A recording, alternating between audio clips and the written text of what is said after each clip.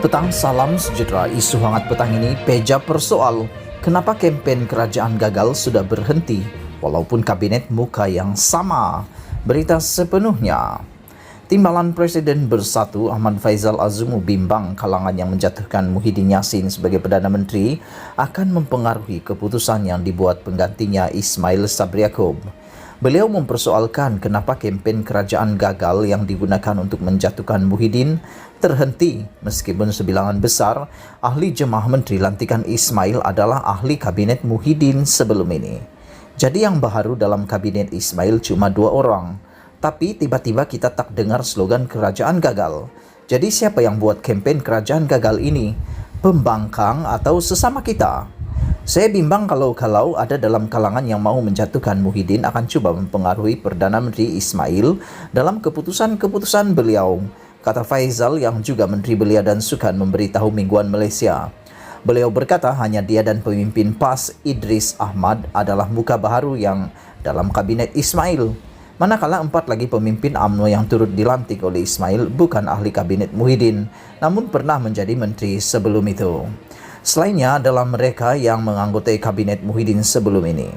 Mengenai memorandum persefahaman MOU yang dimeterai oleh Ismail dan Pakatan Harapan, Faizal berkata perjanjian itu menimbulkan persoalan mengenai kewajaran pihak tertentu menjatuhkan Muhyiddin.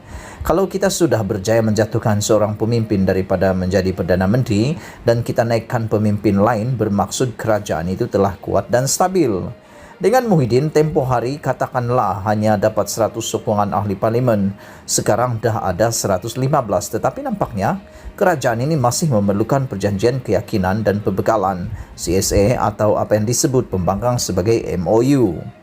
Jadi buat apa kita mau jatuhkan Muhyiddin kalau hasil akhirnya outcome sama? Yang penting dalam sesebuah kerajaan adalah hasil akhir, dan sekarang ini hasil akhirnya sama.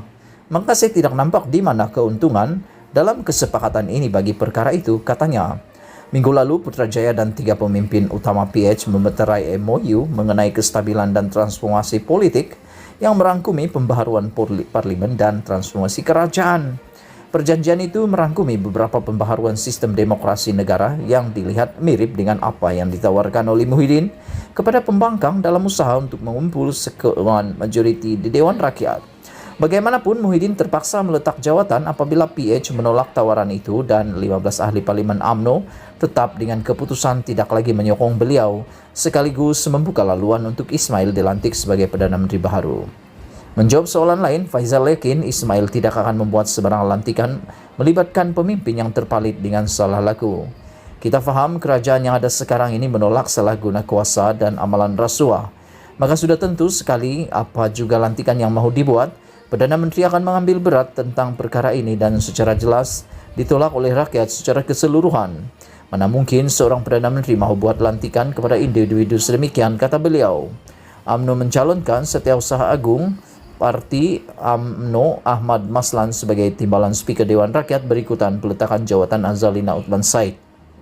Bagaimanapun pencalonan itu dikritik pihak tertentu karena ahli Parlimen Pontian itu sedang menghadapi perbicaraan atas tuduhan pengubahan wang haram dan memberikan kenyataan palsu kepada SPRM mengenai RM 2 juta yang diterimanya pada tahun 2013 daripada Perdana Menteri ketika itu Najib Razak. Merujuk kepada hubungan Bersatu dan Barisan Nasional yang ditunjangi UMNO, Faizal berkata Bersatu akan bekerjasama dengan rakan-rakan yang tidak lari jauh daripada apa yang kita perjuangkan.